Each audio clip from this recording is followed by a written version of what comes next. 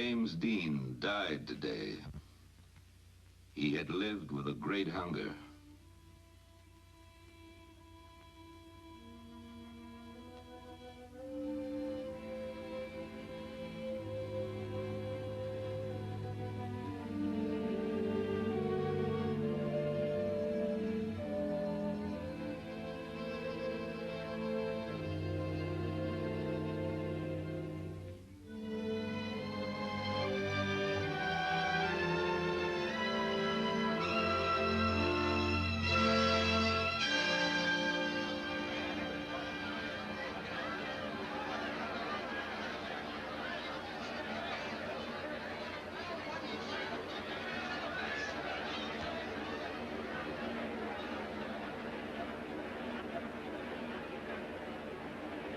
His last film was Giant.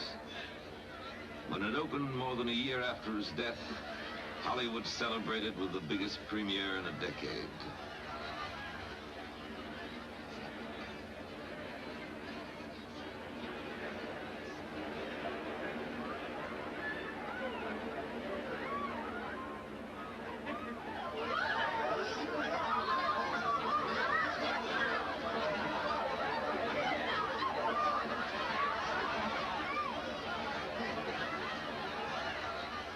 James Dean was billed below two other stars, but the night belonged to him.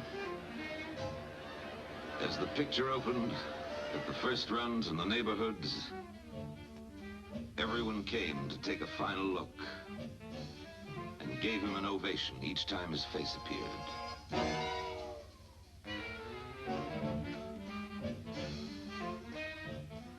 They had made James Dean, and they wouldn't let him go. To keep him close, they made a legend in his name.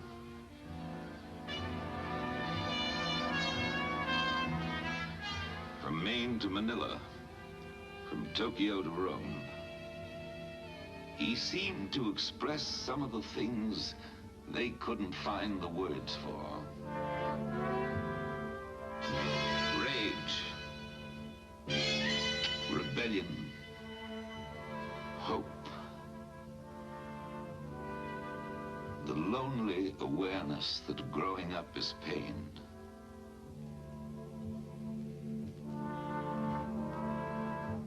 They wore what he wore. They walked as he walked. They played the parts they saw him play. And they searched for the answers they thought he was searching for. Some found a kinship they had never known before. Youth mourned itself in the passing of James Dean. Because he died young and belonged to no one, every girl could feel that he belonged to her alone. Because he died violently, every boy could use him as a warning to his parents. If you don't start understanding me, I could go the same way. A hero made of their loneliness. A legend woven from their restlessness, their energy, their despair. What is the hero to do with James Dean? What is the legend to do with his life? To those who made the hero, to those who wove the legend, this picture is dedicated with affection and with hope. If there is an answer, it belongs to them. To separate hero from legend, we must go back to Fairmount, Indiana, the land where he spent his youth.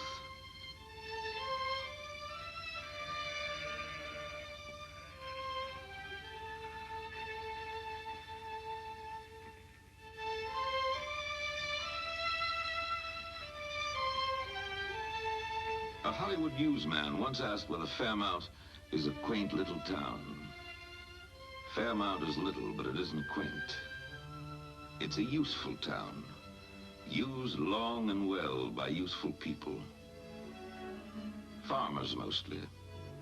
One of them told us, "It's a pretty good town. Good place for a boy to grow up."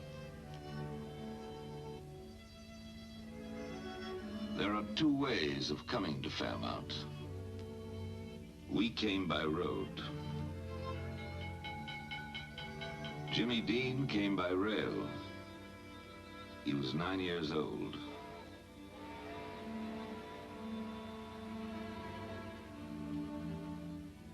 The body of his mother was on the same train.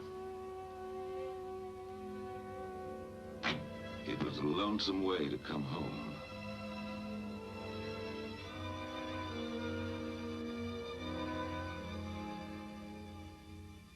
For the years of his life, Jimmy looked to this town and the farms around it as his source and his beginning. A quiet land to come home to. A place to replenish himself. The road he traveled that first day became an artery of his life. It lies between cornfields and meadows. Passes close to the Quaker church where he prayed. Passes Mr. Carter's motorcycle shop, where he learned about speed. And the cemetery, with its generations of Winslows and Deans. The road comes at last to the heart of his childhood. The Winslow farm. Home of his aunt, Hortense, his uncle Marcus, and his cousin Marky. The farm seemed strange to him at first. And the house seemed very big. He was left by himself to get over his grief. He woke up crying from a nightmare. He was dreaming of his mother. He would always dream of her.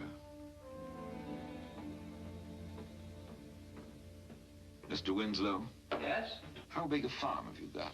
350 acres. What crops do you grow? Mostly corn and some oats and some hay. And Jimmy was raised here? Yes, came here when he was 9 and left when he was 18. Was he much help on the farm? Very good help with machinery and was very good with livestock up to his junior year of high school. When did you first notice his acting talent? Well, I'd say his last year of school. When he spoke in the National Forensic League, he won the National at Peru, Indiana. Then he went on to Longmont, Colorado, and spoke in the National there. Have you any idea where his talent came from, Marcus? Well, I couldn't say about that. That's just like two sows, one having 7 pigs and one having 15. Why does it happen? What about this house? Is it old? It was built in 1904, and there's about 15 rooms in it. Would you care to go over and meet my wife? I want you to meet my wife, Mrs. Winslow. Mrs. Winslow, would you tell us why Jimmy came to live with you? Well, his mother died, and we had always thought a lot of Jimmy. And when we learned that his mother would not recover, we asked for him.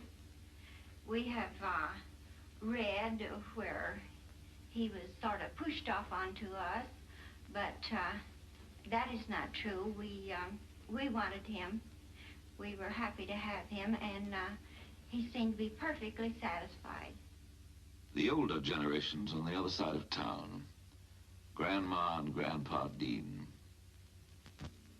Look here, what came today? Oh, isn't that beautiful? Where did that come from? Come from Japan. Look here what came yesterday. I get so much mail from Japan. Have you any of Jimmy's baby pictures, Mrs. Dean? Here's Jimmy when he was 2 months old.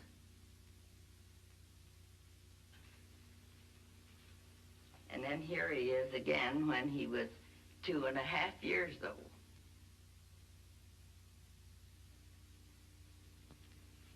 And here's a picture of him on a pony when he was 6 years old. He was out in California at that time. And here he is when he was playing in high school, on the high school basketball team. And he does his 3rd year in high school. This is Fairmount High School. His coach said, Jimmy wasn't too coachable. You had to be careful about changing his style, and I learned not to embarrass him in front of the other boys. He racked up 40 points in 3 games. He had been an enormous baby, but for some reason he grew up to be a very little boy.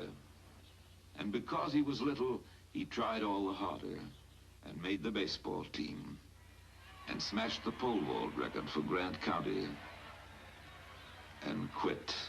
Uncle Marcus said, Jimmy broke 15 pair of eyeglasses just trying to be an athlete. He'd break them as fast as I could get them. Once in a while, he had to bring these home. I was called to see the principal so many times, I almost moved into her office. For the first time, Jimmy began to show another side. He painted the things he saw and tried to put feeling into them. And he succeeded once when he painted his loneliness. But it wasn't enough for him. He felt more at home on the stage, where he could pretend to be somebody else. Adeline Knoll was his acting teacher. She coached him in forensics. Miss Knoll, what did Jimmy recite at the state forensic meet? Jimmy chose The Madman Story by Charles Dickens for his reading. What special thing set him apart? Well, Jimmy, as in anything he did, put in his whole heart. He had wonderful use of his eyes. I think his eyes were one of the most effective things that made an impression on the teachers at the meet.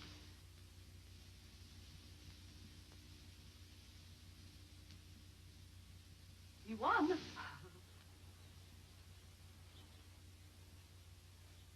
I have a picture here of an orchid that Jimmy painted for me. It was the day following the first showing of the junior play.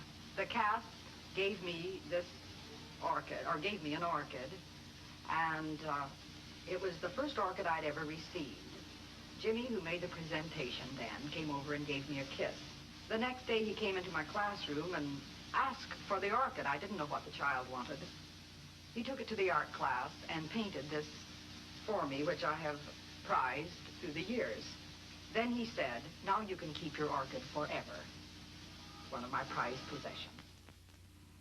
Mr. Carter, who owns this shop, says Jimmy was really a pistol. They called him One Speed Dean. One speed, wide open. Mr. Carter, would you show us Jimmy's motorcycle? Yes, sir. This motorcycle here is the first one he ever owned. This is a 1947 Czech job. It's made in Czechoslovakia. It's rated at 1.5 horsepower, and it will run approximately 50 miles an hour. How old was he when he got it? 15. Where did he race his bike? We had a field adjoining the shop here that we got off the neighbor. We rented it, and we built a small track on it. And Jimmy used to go over there and run around this track, which was absolutely no official track. It was just something to play on. He used to broadside it around, and we had a great time with him. He at one time came in here. I had a public address system, and he came in here and wanted to know if he could talk on it. And I told him yes, he could. So he got back in the corner of the shop here and put a speaker outside, and he put on a race, an imaginary race. And he would line the fellows up on the track and tell what kind of motor they were riding, and tell about the takeoff on them, and about somebody broadsiding a little too much in the corner, and look out, they're going to fall, and he'd holler and then laugh and say, down he goes. He was really describing the race. He really had a great imagination. Bing Traster owns his own nursery on the south side of town. He and Jimmy had one thing in common, a sense of humor.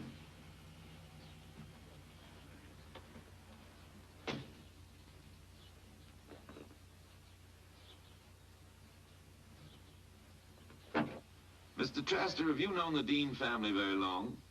Yes, I was personally acquainted with 4 generations of the Dean family. Did you know Jimmy Dean? Yeah, I knew Jimmy Dean. He was one of the boys around town, and knew them all, of course, naturally. How did Jimmy impress you, Bing? Well, yes, Jimmy had a little something up here that the other boys don't have, or haven't had, or haven't noticed it in them. The old Dean homestead is out here a mile and a half south where his father was born and his grandfather also lived there. And his boy, I don't know whether his grandfather was born there or not, but the great-grandfather lived there. And when Jimmy kind of get down the dumps or get the blues, he get on his motorcycle and go out here at the old home place, the old homestead, and meditate a while. It seemed to derive a certain amount of comfort from it, being where the ancestors used to live. And he had spiritual values that the average kid didn't seem to have. Is there anything out there now? Shade trees, a few fruit trees, some weeds. The farm's changed hands since the Dean people lived there. What about Cal Dean? Well, Cal Dean was an auctioneer. He was a farmer to begin with. He went someplace up here about Banco, which is in the northern part of Wabash County, to attend a sale.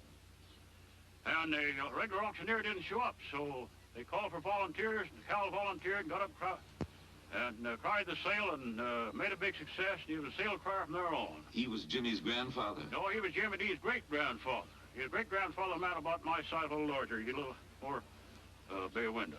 You think he got his talent from Cal Dean? Well, yes, Jimmy got quite a bit of talent from the Dean family, their old showman. Old Cal Dean, the great-grandfather of Jimmy, he was quite a showman himself. And old Cal Dean had a cousin living at Somerville. That's a town south about 5 miles. He was also a sale crier. And he was good getting off stories. Some a little off color and get by with them all right to have the crowd laughing. And Cal could do the same thing. He seemed to derive a certain amount of comfort from it, being where the ancestors used to live. Season after season, Marcus watched him grow and gathered in his harvest. But of all the harvests his farm had grown, the most plentiful were his children, and he looked upon Jimmy as one of them. He seemed like a happy boy, not quite like the others perhaps, but not so remarkable either. A boy who liked his garden and was proud of the things he grew. A boy who liked to fool around with his little cousin Marky, who grew up to be his brother. A boy who liked animals because they accepted him as he was. And they were gentle. And who had a dog he named Tuck for reasons of his own. But no boy is exactly what he seems. And Jimmy had his own secret world. He left only 3 doorways for us to look into it. A tree in an empty landscape, which he turned to in his loneliness. A mother's grave, which he turned to in his questioning and in his dreams. And a clipping he saved to trace the steps of his fulfillment. These are the needs, it says. The need for love and security. The need for creative expression. The need for recognition and self-esteem. He made this statue and he called it Self. But it had no face.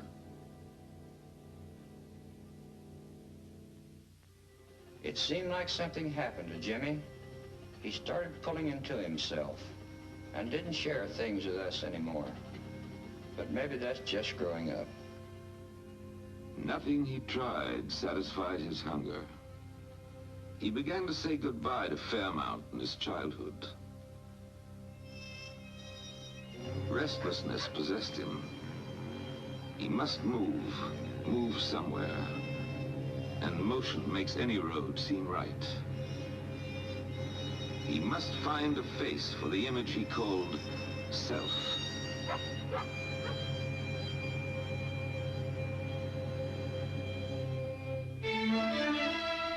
Every block in Los Angeles had more people in it than the whole town of Fairmount and all the farms around it put together. And none of them had ever heard of Jimmy Dean. He could be anything here. He looked down at the city and planned his strategy as he had often looked at a winter field and considered the crops he would grow. Maybe if he behaved like everybody else, he might belong somewhere and become something. and he came down the hill. He registered at UCLA, and he began as a model student. He was proud of himself, so he wrote a letter home. Here's a letter I got from Jimmy when he was going to school in UCLA out in California. He wrote that he was very busy and working awfully hard, and the semester just ahead was even harder. His grades were fine for a change. 4 B's, 1 C, and an A. He was taking lots of drama in school, and he had just landed a good part in a student play. And he said to his grandmother that he was really finding out one thing, that an actor must be an intellectual, which takes years to develop. If he was going to conform, he'd do it all the way. So he tried to do it royally and joined Sigma Nu. What's your position, Bob? I'm president of Sigma Nu Fraternity.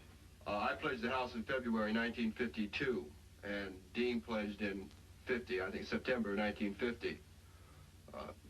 We looked through the files a couple months ago to see whether we had anything from Dean, and this is his pledge application. This is an application to the National. In the financial records, we, after his 4 months of pledging, we noticed that he has a $45 deficit on his house bill, which he never paid, of course. John, when did you meet Jimmy? I first met Jimmy Dean in fall of 1950 during rushing, and I was quite impressed with him. I talked to him several times during rushing, and he seemed real sincere, though he was quiet. Well, he pledged, and then it became quite apparent after a couple of weeks that the controls that are exerted over a pledge were a little bit, he just couldn't accept them was the main problem. Things like, missing Monday night meetings. He had his original, or his final bit of trouble, I guess you would say, and it ended up in a fist fight between he and one of the pledges. And he walked out in a huff, and that was the last anyone ever saw of him. Who am I, he wondered. I don't want to be alone. I don't want to be different. I need people, but I keep pushing them away. I've got all this love to give. He took his envy to the beach. He looked at the ocean, and he was jealous of its power.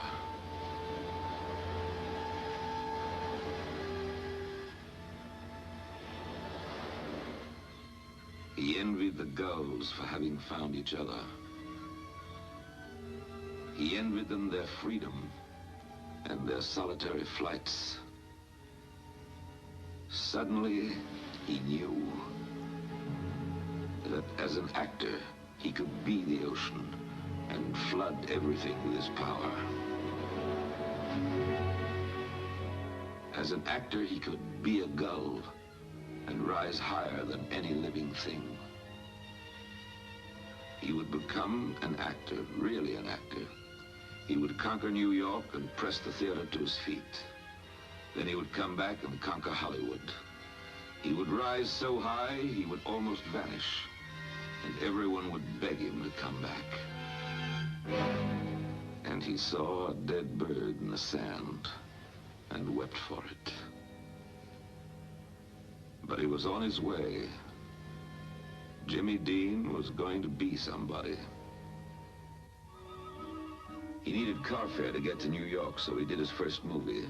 It was filmed on the merry-go-round in Griffith Park, and Jimmy was an extra. A 1-minute commercial for a soft drink company. The ride took him all the way to Times Square.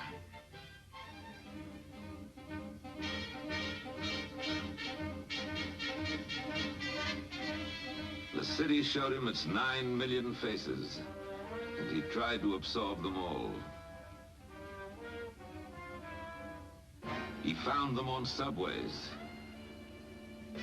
and in the bars, on the waterfront, Greenwich Village, in places where it wasn't safe to go. He tried to feel what he thought they felt. I love. I belong to someone.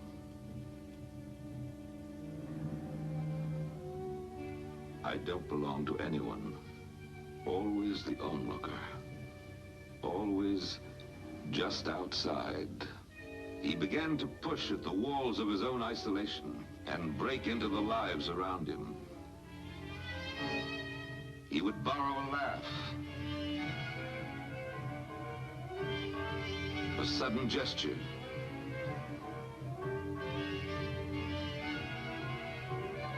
the droop of sadness.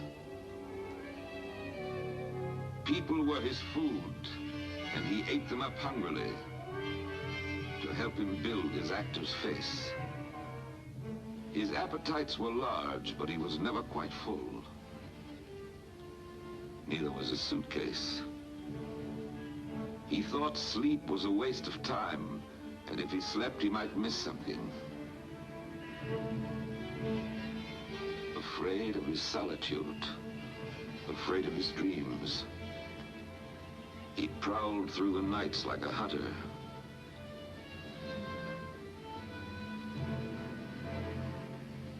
He'd borrow a paper to see what was playing on 42nd Street. And he'd go to 3 features to stretch out the night.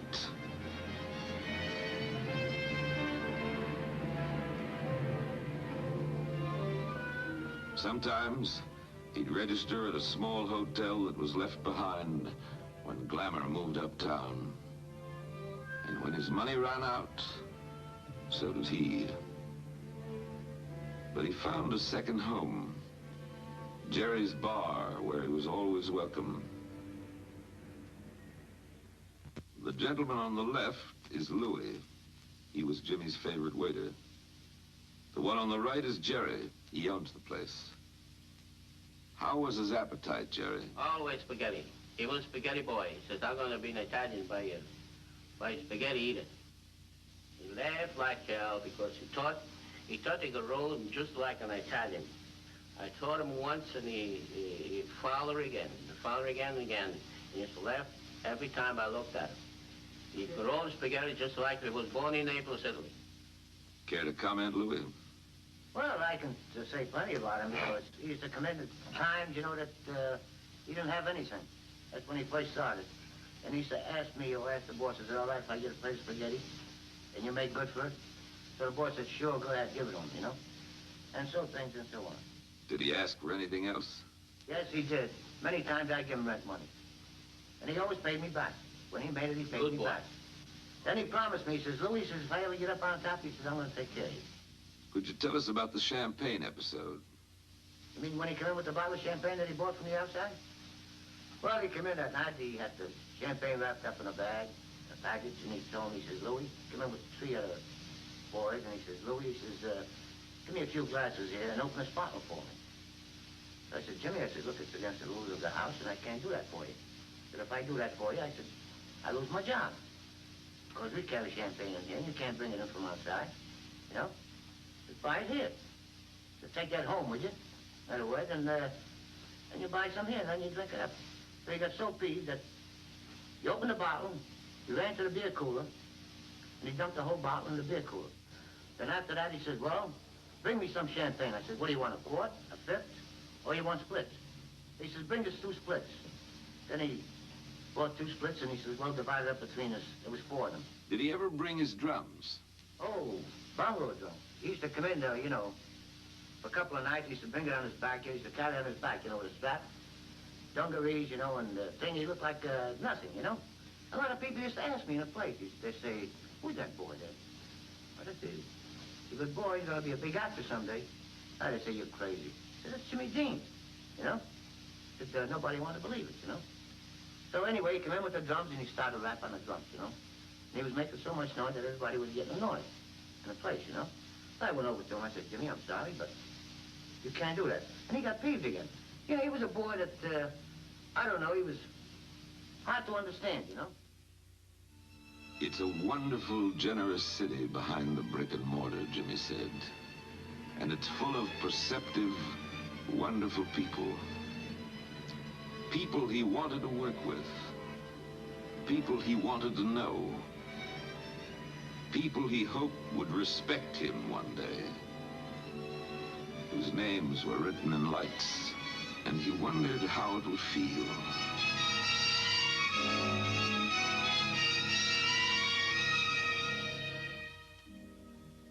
Leonard Rosenman was a young composer who later created the music for East of Eden and Rebel Without a Cause. To save expenses, they took an apartment together. It was a 5-story walk-up with portholes like a ship. Jimmy called it a wastebasket with walls. If he pressed his head against the window in a certain way and squinted through one eye, he had a grand view of Central Park.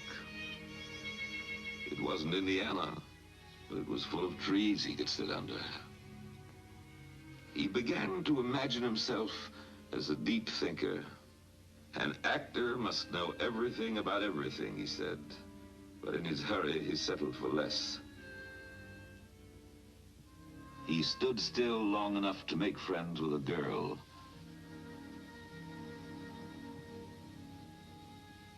Arlene Sachs. I knew him.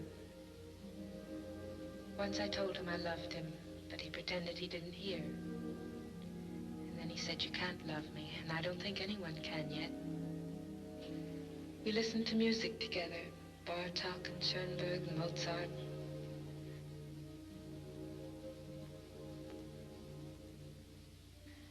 And he read me The Little Prince. It was his favorite book, because it was about him. It told about a little boy who came from a star where he planted a rose. The boy loved to look at the stars because he had faith that somewhere on one of them, a single rose was hoping he'd come home. Then the little boy died. Well, once he was playing his recorder, he hit a wrong note and he burst out crying. That made me cry too. And all of a sudden he'd do something no one ever thought of doing before. So you'd have to laugh at that. And then I'd see his mind go away and hide somewhere, and I'd ask him what he was thinking. He'd say, "I'm thinking of my mother." And I'd say, "Do you miss her?" And he'd say, "Come on, let's get a hot dog." And we would. I always had the feeling I should open the window and say, "Fly, bird." He pounded the pavements looking for work. And he wrote letters home. And when he wrote to Aunt Hortense, he always started with, "Dear Mom." And he said he felt ashamed to be always needing something. But if she was going to send him a Christmas present anyway, he'd rather have the money. And he wrote to them all and said he could never forget what they'd done for him, and that he wanted to repay them by being a big success. And he'd try not to take too long. And he finally made it. Yes, one night, it was a Sunday night. I walked in a place and Jimmy Dean, it was a very stormy night outside, rain, and Jimmy Dean has got a pair of dungarees and a pair of sneakers, all soaking wet. And he got an open shirt and was a lumberjack, non-shaved, uncombed. He's drinking a double scotch. And Louis was serving him. I said, "What are you doing? Go to help yourself?" Which was a nice boy. He always took my advice. He says, "No, Pop." He says, I got to do something tonight. I want to look very natural. He said, and he was smiling at me. I said, "What are you going to do?" I told you I was doing something crazy. He says, "No, I got to do something a little while that surprised you." So time came. He got up. He said, "Look, I'm going to be right back to set the television at such station." We set the television. He appeared on G-Man in action. He's a drunken waterfront man. Just the way he got up out of my seat. Came back about 20 minutes late. He laughs like hell. Says, "Now you're going to buy me a double scotch. You'll have one with me. Is that all right?" Jimmy developed a reputation as the most troublesome young actor in New York. When he came to rehearsal, his directors never knew from minute to minute just what he planned to do next. Or if he planned to come at all. An actor said, "He plays my nephew, and I'm supposed to say you will forgive him if he acts a little strange. But how can I say he acts a little strange when the son of a gun is crazy?" Why do I do these things, Jimmy wondered. And he really didn't know. But he wanted more than television. And a small building on an unimpressive street drew him again and again. The Actors Studio. Lee Strasberg taught here. So did Kazan. To be the best, he had to learn from the best. He would prepare himself. He tried a new experiment. He got a haircut and joined a dance class to get his feet out of the furrows and to find an actor's grace.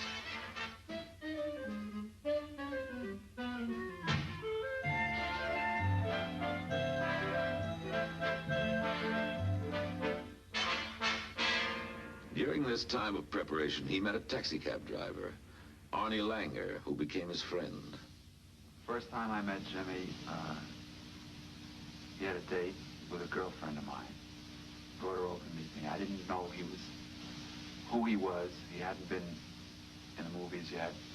He was on TV, but I drove a hack at night, and I never saw him. So he was just a guy. He came in the house. He was very shy. And didn't impress me.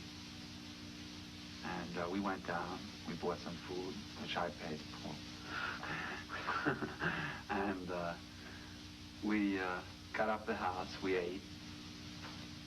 It wasn't included in part of it. There was 4 of us, and he was like out of it.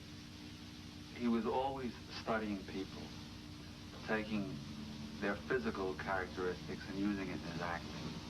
Like the day after, one night after I met him, he told somebody the next day when he went up for, I think it was Battle Cry audition, that he was going to use something, he was going to make believe he was Arnie, because that day he decided he would take certain things from me. Like I used to go like this. He would use that. And he used objects beautifully. He was always, he had a way of diverting attention from other people. Like somebody else was reading a line, he'd do something like, like this. And always, be looking at that. And that was part of his sensitivity. He felt he was ready to audition for the Actors Studio. So he went to see an actress named Chris White. She was trying for the studio too, and he hoped she might help him. She said, "I wrote the scene for our audition, which Jimmy promptly rewrote. We rehearsed for 2 months, and he never played the scene the same way twice, even the day of the audition. But it was a terrific improvisation, and they let us stay on 3 minutes longer than anyone else." The letter he wrote home was full of excitement and repetitions. He was proud to announce his membership in the Actors Studio, he wrote. It was a great honor to be in a great school full of great people like Marlon Brando and Monty Clift and June Havoc. And he, James Dean, was the youngest to belong. It was great. Lee Strasberg said he was a natural actor, but very shy, sensitive about people getting too close to him. And when Strasberg criticized the scene he did, Jimmy walked out of the Actors Studio and never performed there again.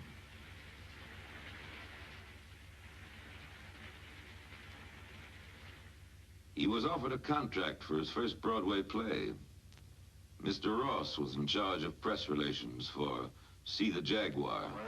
Well, I'm afraid that Jimmy Dean's first bath of fire in the theater wasn't too glorious. The play opened on a Thursday night, I seem to remember, and closed on a Saturday night that same week. The critics didn't like it. The critics didn't understand it. His next performance was in Gide's The Immoralist by Ruth and Augusta Sketz. Jimmy was part of an excellent cast. Geraldine Page, Louis Jourdain, and David J. Stewart. He played an Arab boy and had to perform a seductive, insinuating dance. The Arab boy lived in a date grove on the desert and came between a husband and his wife and destroyed them both. On opening night, the critics greeted him as a brilliant and promising young star. And he remembered the ocean he had envied, and the seagull in its flight. And he knew he had found his power. The theater and its people made him welcome, but he fought with the producer and quit the show 2 weeks after it opened. In New York, he had won the reputation of a rebel. He had denied himself all the things he wanted most. He had denied himself the pleasure of his own success, the respect of people who had been his gods. He had denied himself. Why do I destroy the things I build, he asked. And he sat under a tree in Central Park and wrote a letter to his cousin Marky to thank him for some drawings he had sent. But he was really writing to himself. Dear Marky. We asked Marky if he remembered what Jimmy wrote to him. And this is what Marky told us. Jim said he wanted to thank me for my drawings, but he had to warn me about something. He said it's easy to draw pictures of soldiers and people shooting guns and jails where they lock people up. But he said I shouldn't draw these things because they aren't good to draw. He told me that I live on a land that God has blessed, with trees and rivers and the ocean and all the animals I see, and houses where people can open the door whenever they want to. He said these are the things to draw, and all I have to do is look around to see. And Marky told us how Jimmy had ended his letter. These things are harder to draw because they are harder to grow. My love to you, Marky. Jim. And he went up to the Upper Bragg to see Jimmy. Went to California to make pictures. When was the last time you saw him, Louis? The last time I saw Jimmy is when he went to California. He went to Hollywood to make the big picture, you know?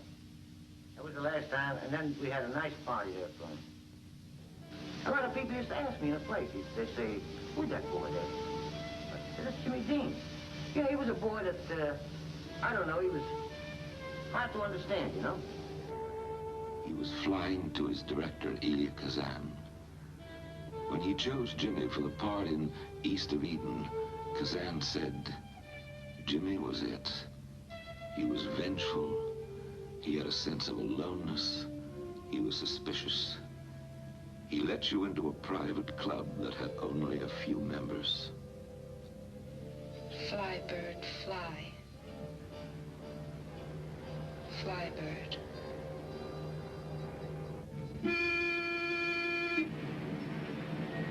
He had come to the most dangerous battleground of his life. Suspicious of everyone, he took note of possible enemies. The probing eye, the listening ear, the audience. Watch out. They can corrupt you. They can pick you apart and put you back together. They can make you change. He moved into his studio dressing room. He kept a revolver, which made him feel safe. But they found it and took it away.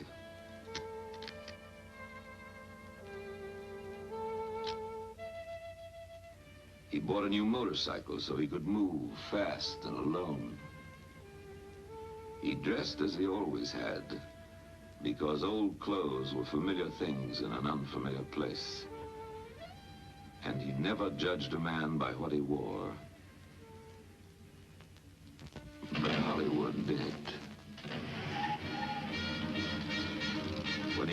crowded streets as he had roamed Times Square, Hollywood said, "Look at those boots.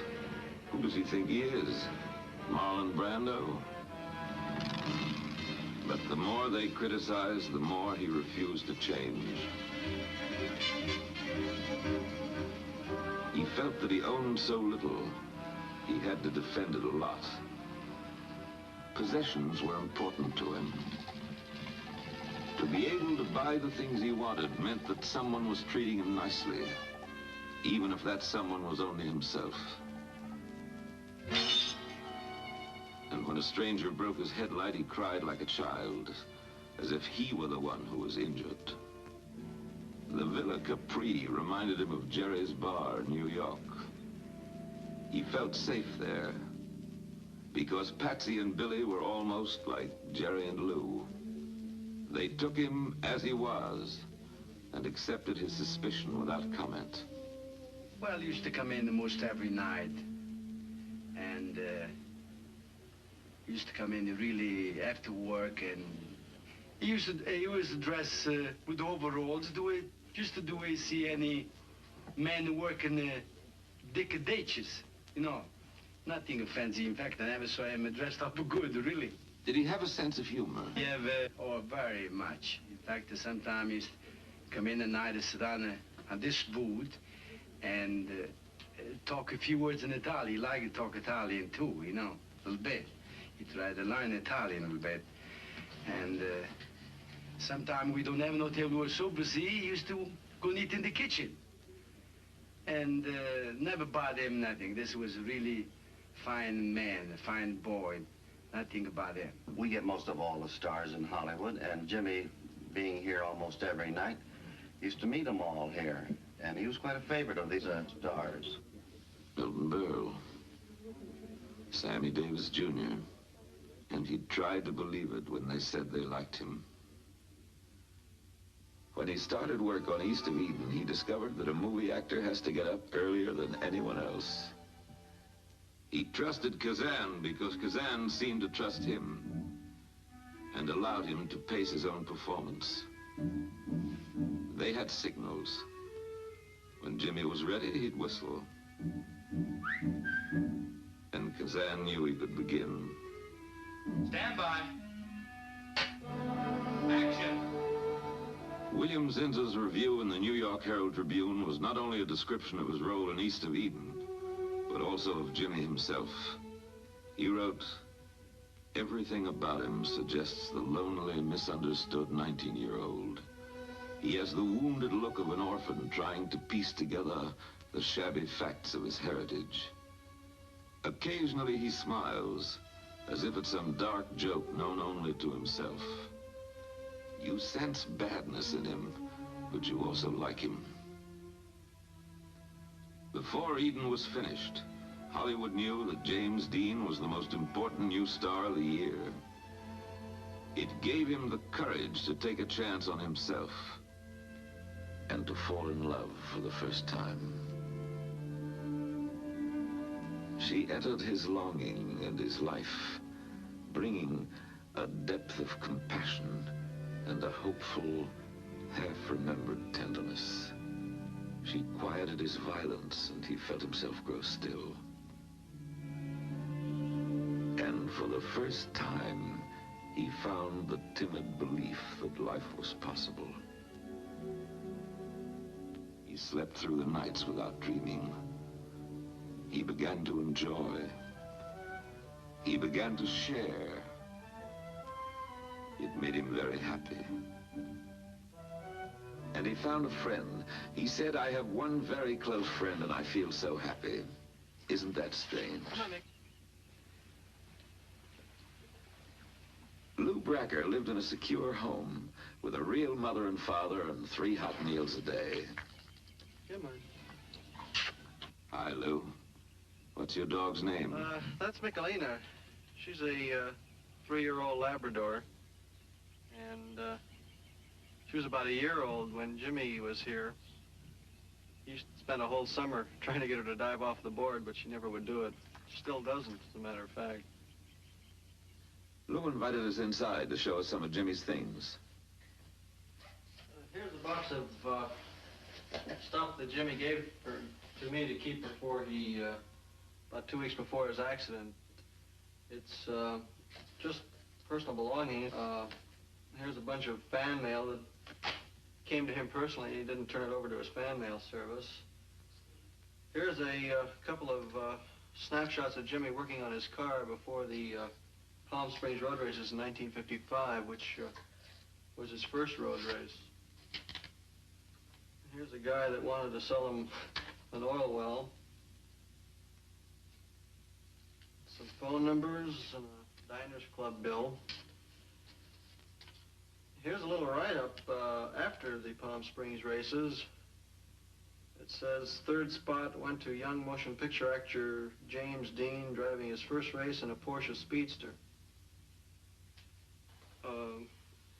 Here's a note from his laundry saying that a sheet was damaged and they couldn't launder it. A bank statement with a telephone number on the end of it. Some more telephone numbers. There's something from the Screen Actors Guild letting him know that his dues are jumping. Telephone number. I don't know how Jimmy ever kept track of his telephone numbers because you never could be quite sure where yours was written. Because it was the way he used to file things, just throw them in a box. And it might surprise you or the audience to know that Jimmy was fantastically interested in business. He himself always wanted to have his own company. As a matter of fact, he wanted to become a director. He felt that there was more room for self-expression, certainly more freedom of movement in being in direction than in acting. So actually he was learning a little more how to get along with strangers, and also the things that he would read about himself hurt him. He would be bothered when someone would say that he was mean and disrespectful, because actually he wasn't. It was just, they took silence to mean that he cared little or nothing for him. They didn't have the insight or didn't care to exercise their insight in knowing that here was a shy boy that just didn't know how to approach him, and they didn't make, instead of making an attempt to approach him, they just said, well, they just wrote him off. It seemed that he was always losing the people he cared for most deeply. So it had always been, so it would always be. So be it. He became the night wanderer once again, looking for a place to unload his tenderness and finding none. So he bought a horse and gave it a manger of oats and a measure of love. Lou Bracker has it now. It runs free in Santa Barbara Meadows. He found some relief in racing the Porsche car he bought as a consolation prize to himself.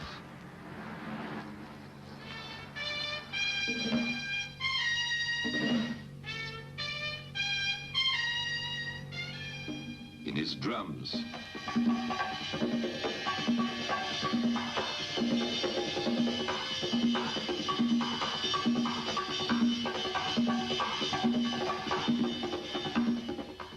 And in occasional people. Glenn Kramer, an actor. Glenn, what happened if no one paid attention to Jimmy? On dates, for instance. Well, I don't know too much about his dating. I know one or two of the girls he had dated. Lily Cardell, an actress. Where are you from, Lily? I'm from Sweden. I was born in Stockholm. What was he like with you? Well, now and then we could go into a restaurant like Villa Capri, for instance, which was our favorite place to dine, and we could all of a sudden just leave the table and go away without any excuse or anything and move over to some old buddy of his and start talking about cars or something like that and be gone for half hour. And he was also very moody. He could one minute be deep in thought about something and just snap out of it, and the next minute he could be up on the floor dancing, laughing, making some joke of some kind, you know. And it was just no use of getting mad at him for that kind of thing, because that just didn't do any good. You just had to understand that that was the way he was. That was the way he was. Nick Ray, the director of Rebel Without a Cause, knew what Kazan meant when he said Jimmy belonged to a private club that had only a few members. And he had his own way of winning the boys' trust. He took him to meet the rebels. So Jimmy could find the reality of young Jim Stark, the character he was about to play. Rebel Without a Cause was a drama of rage.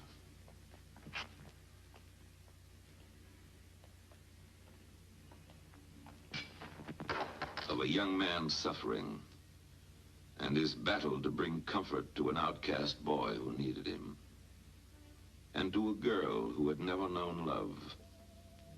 He could expose through Jim Stark the things he had to conceal as Jimmy Dean. But when the film was finished, Jim Stark was gone. The performance was over. Success was nothing more than the concealing leaf which covered the tree of his loneliness. And after every job, the tree was bare, and winter returned to chill him. He knew that he could never hide from pain. But if he kept busy, he might forget it. So he threw himself hopefully at each new day and tried to connect with life. He tried to record life with his camera. He became interested in bullfighting because he fancied himself for Matador, the solitary figure who brought danger to its knees.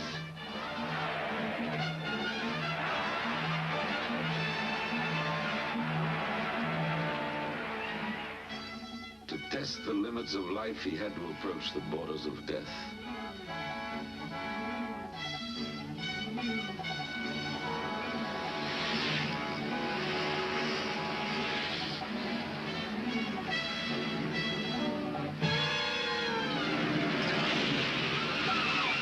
He beat out the rhythms of his life on a drum.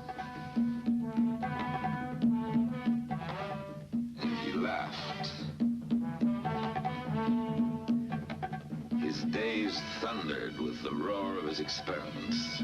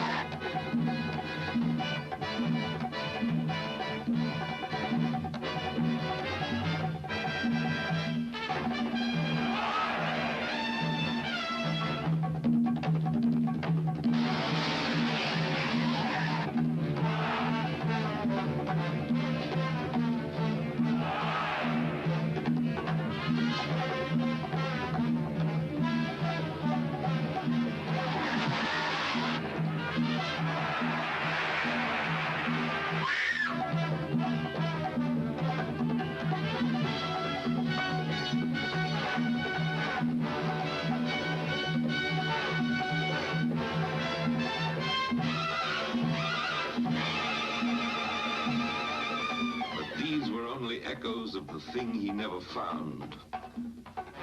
The thing which kept escaping him. The thing that had no face. Himself. The star was rushing home. Before he could go any further, he knew he must face himself, and he could only do it in Fairmount. He must know why he found no happiness in his own success. Why he seemed always to lose the ones he loved. A writer friend had spelled out the question for him just the week before. They were having dinner together. No, I can't explain you, but I think I can draw a picture of yourself if you don't get sore. See, that's the thing we all have that we don't want anyone to see. It's very tender, our secret self, if you want to call it that. And that's the thing we have to protect. Now, most of us put a wall around it. Mirrors like this, see? If we don't trust people, we use it to keep them out so they can't hurt us. But you, look what you've got. Mirrors aren't enough for you. You've got to have this, too. A second wall. And it's all covered with thorns and spangles and shockers to dazzle people so they say, boy, he's really a hot apple. Look how interesting he is. Here you meet a director you really respect, and you do some darn fool thing that scares him off. Here you meet a businessman, and you say, gee, I'd like to be a businessman. Here you meet a composer, and you say, man, if there's one thing I want to be, it's a composer. So you're a businessman and a sculptor and a bullfighter and a composer and all those things. But that's not you. You never give anyone a chance to really like you or not like you because you never even let them in to see the first wall. You never say, hey, step right this way and see the real Jimmy Dean. So what's hiding in the middle, Jimmy? Why do you shut people out? Why don't you think you deserve anything? You think you're so dull that if they get inside they won't find anything and they'll walk out on you? Is that why you run out on them before they get too close? Do you think you're empty, Jimmy? Is that why you're so scared? So Jimmy told his writer friend that the one thing he really wanted to be was a writer. And he flew to Indiana.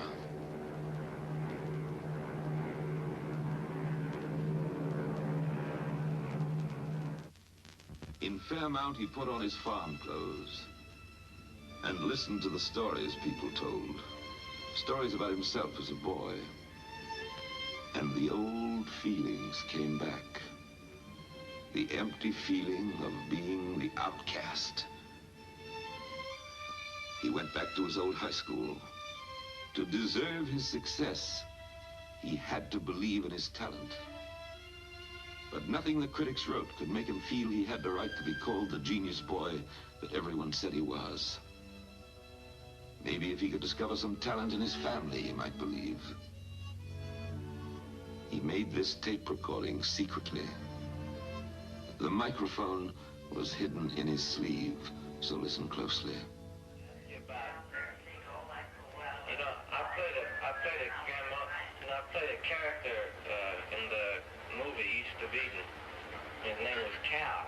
Yeah. And I read that just before I come out here, the whole story. What I wanted to ask is, you know, I went by the cemetery and there's a name out there, you know, my great-granddaddy, and named Cal Dean.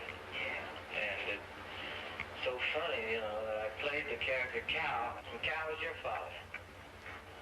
Well, what was he like? Did he have any interest in art or anything? No. You know, arty kind of kid, or what kind of guy was he? He's an auctioneer, one of the best. He was one of the best auctioneers ever I've heard, and I've heard hundreds of them. Well, what's it take to be a good auctioneer? What's it take to be a good auctioneer? You got to be a good judge of stock. You got to be a judge of human nature. You've got to have a talent of it. Well, do a little bit of it. How you do? Suppose you start with $5 on that. You say 5, 5 1/4. We'll give you 5, 5 1/4. Well, how's it go?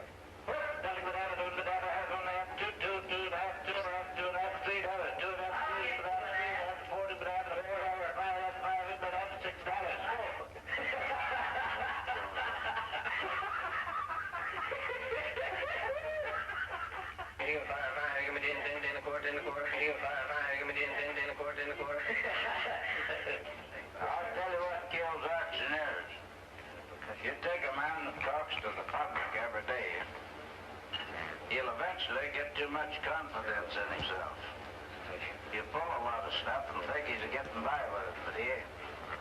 And as soon as the people find out that you're doing it, they'll quit you. That's what kills all of them. That's what kills an actor, too. Same thing. You gotta be an honest man along with it. But it didn't fill his emptiness. When he looked at Marky, he saw his own childhood gazing back at him.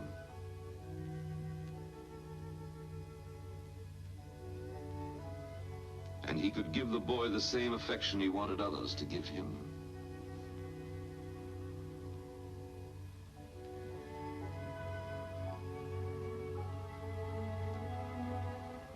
What's hiding in the middle, Jimmy?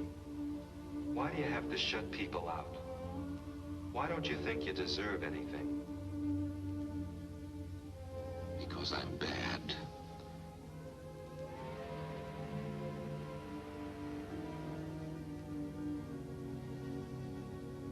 She wouldn't have died on me if I hadn't been bad. She would have loved me and taken care of me. If she couldn't love me, nobody can. I've been bad all my life, so I've never deserved anything good. But these feelings belonged in his childhood. As a man, he knew that he had never been bad. His mother had loved him. She died because she had to, and it hadn't been his fault. Once he had dared to look at the past, he was able to lay it away with his nightmares in the attic trunk where it belonged.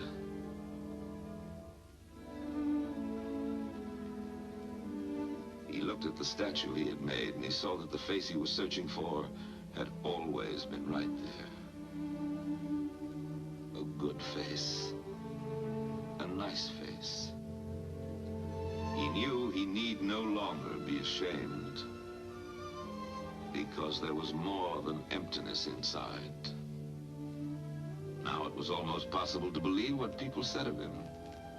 And he showed everybody in Giants, showed them that for all his evil, a man can still contain beauty. Showed them the things he had learned as a boy, how to pace off a field, as his Uncle Marcus had taught him. He could accept his stardom now. It was his right to have it. When he came back to Hollywood, he used his new position to make a traffic safety film for television. How fast will your car go? Oh, an honest miles an hour. Clocked, it run about 106, 7. You've won a few races, haven't you? Oh, 1 or 2. Where? Well, I showed pretty good at Palm Springs. I ran at Bakersfield. People say racing is dangerous, but I'll take my chances on the track any day than on a highway. Well, Gig, I think I'd better take off. Oh, wait a minute, Jimmy. One more question. Do you have any special advice for the young people who drive? Take it easy driving. The life you might save might be mine. And he bought a new car. Jimmy, and I believe it was his mechanic or his other driver were sitting here in the last booth over there, and he was telling me about he's going up to, I don't recall the name of the town. I think it was in Bakersfield or somewhere up in that way, for this race. And Carmen, our chef, said, well, Jimmy, if we won't see you tomorrow, so I'll make you something to eat. And following day, I believe it was right. The road to Salinas follows the bottomland. It rolls past the hills of the Diablo Range. Giant was finished, and he was allowed to drive again. He was going to race his brand new car.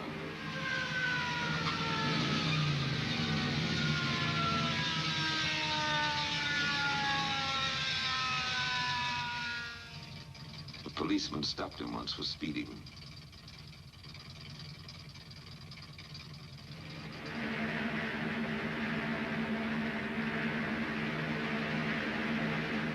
And he had paused to stretch in the sun and drink a cup of coffee at a truckline cafe. He felt good. He knew someone would feed his cat while he was gone. He knew his horse was out in comfortable pasture. But he couldn't remember if he had made his bed or left the breakfast dishes in the sink.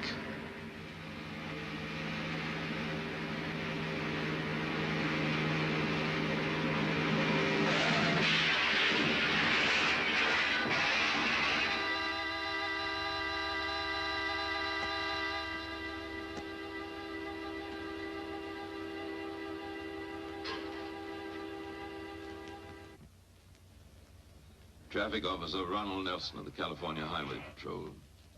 He reads his actual report, written at the scene of the accident. I received the call at 5:59 p.m. It occurred on US 466 at the intersection of 41, Friday, September the 30th, 1955. It was a sideswipe head-on collision. These are official police photos.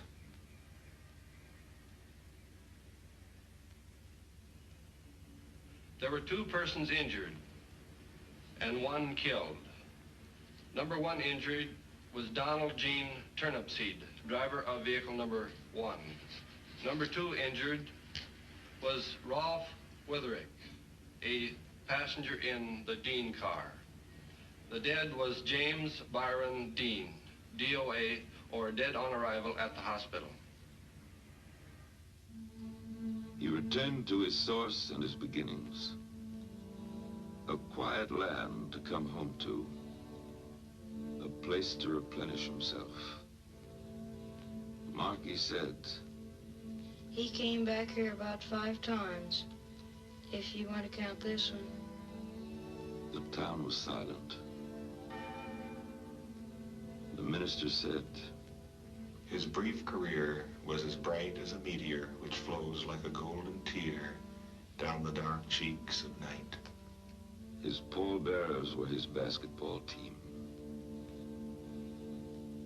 Of all the harvests the farm had grown, the most plentiful was the boy himself. What is the summation of this life? The less than 300 months of time it took to spend itself. The 24 Christmas trees it saw.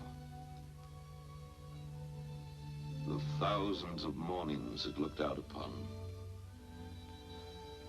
The legacy of art it left, and stamped with its own signature. What can we say of him? We can say that he despised the things he was and loved the things he was trying to become. We can say that he left 2 cherished gifts. He was able to do what few in his generation had done before, to reach into a dark theater and let each person know that they were not alone. And he was able to unveil that single quality which most of us conceal, the wonderful sense of our own inexpressible sweetness. He brings us these gifts for the last time in a test which he made for East of Eden. It has never been shown before. Jimmy is deep in the shadows at the start of the scene. Listen. You're the one that Dad loves. He doesn't love me, never has. This is my son. Aaron, that is, thinks I got a great idea here. And this mother's son, Cal, who saved his money when we were kids and bought him a beautiful jackknife. And you got him a lousy, mangy little old dog you picked up somewhere.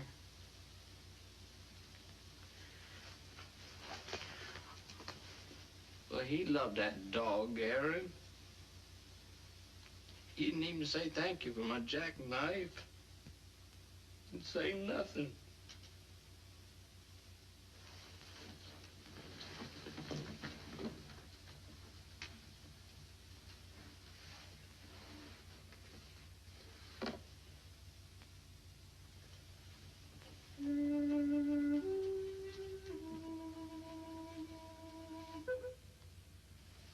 What have you ever done to deserve Dad's love?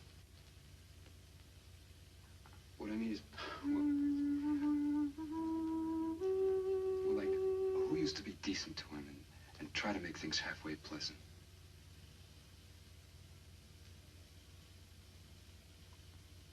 You did?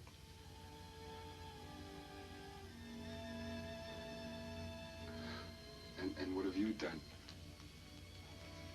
Ever since I can remember, you've growled at him and snapped at him.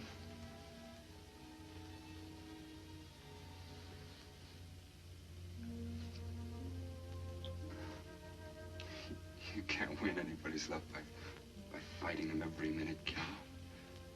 You gotta fight with them. You gotta show them that you're on their side.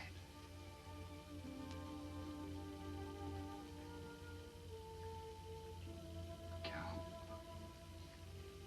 why don't you give Dad a chance? Why don't you show him that you love him? How? It's so easy. Just tell him. Show him. Why don't you do something for him?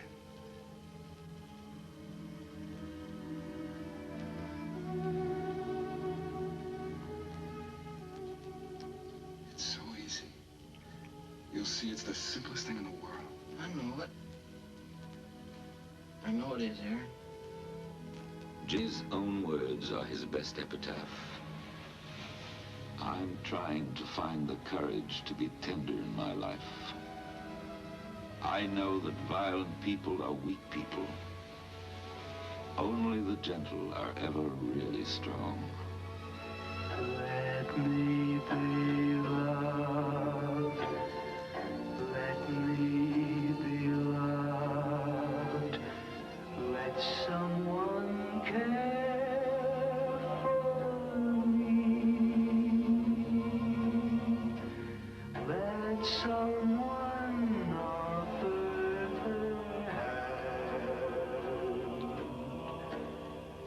And please let her heart understand. Once someone smiled, looked at a child, and love was there too.